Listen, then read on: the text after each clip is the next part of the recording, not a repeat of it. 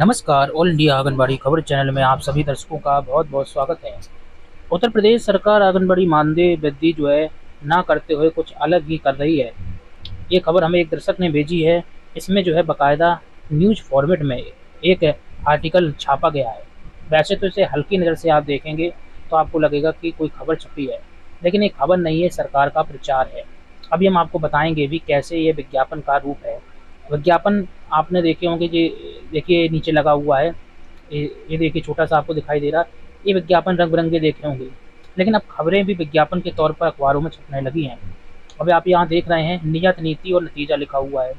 बल्कि उस खबर को प्रचार प्रसार किया जा रहा है जो असल में जो है मानदेय वृद्धि संबंधी जो होनी चाहिए थी, उसके बाद ये प्रचार प्रसार होता तो अच्छा खासा ठीक रहता।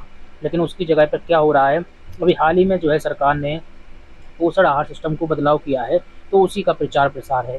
हम इस खबर पर आपको शॉर्ट में बताएंगे। सरकार गुणगान कर रही है, कह रही है कि बाल विकास व्यवस्था बनी सुशासन का अभिनव मॉडल।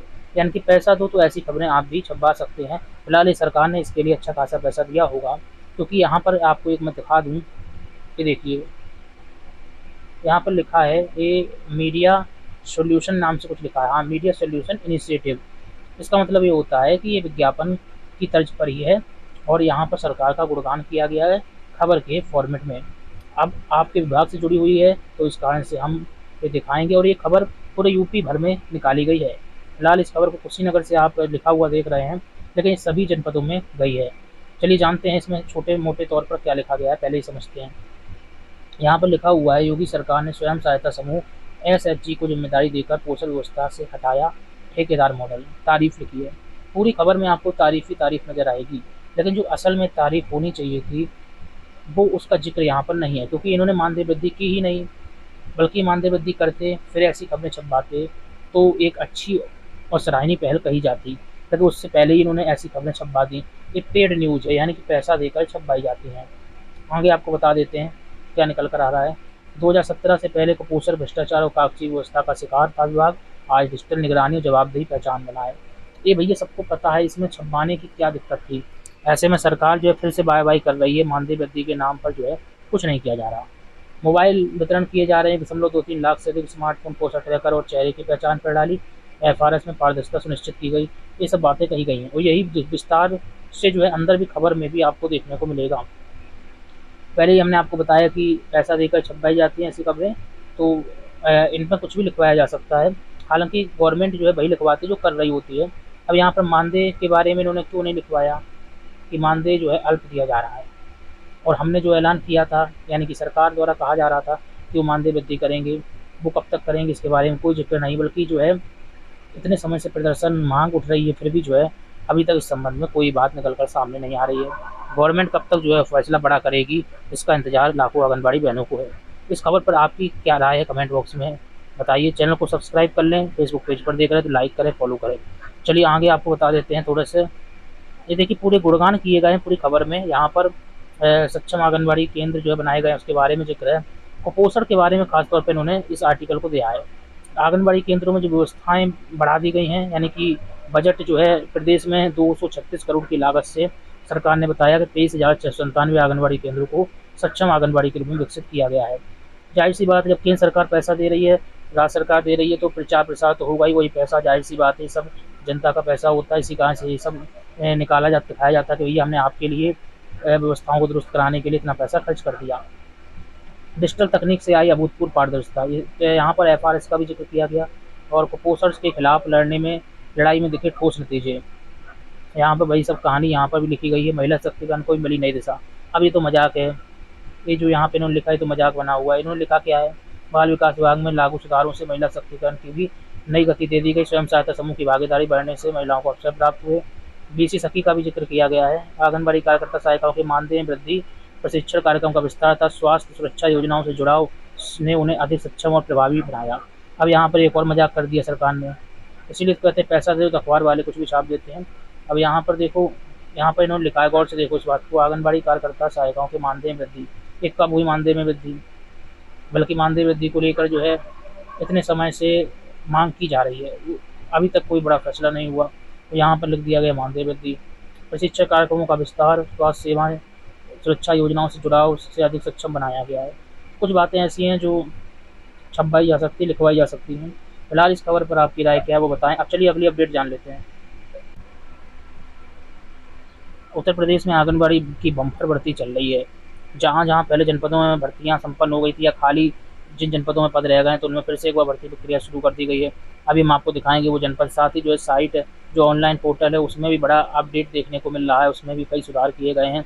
वहीं जो है आपको बता दें, जब भर्तियाँ चल रही हैं तो भ्रष्टाचार भी साथ में चलना ही चाहिए। ऐसी खबर क्यों हम कह रहे हैं, दरअसल ये खबर इसलिए निकल कर आ रही है, प्रतापगढ़ का मामला। यहाँ पर आंगनबाड़ी सहायिकाओं की भर्ती प्रक्रिया पर गंभीर सवाल खड़े हुए हैं।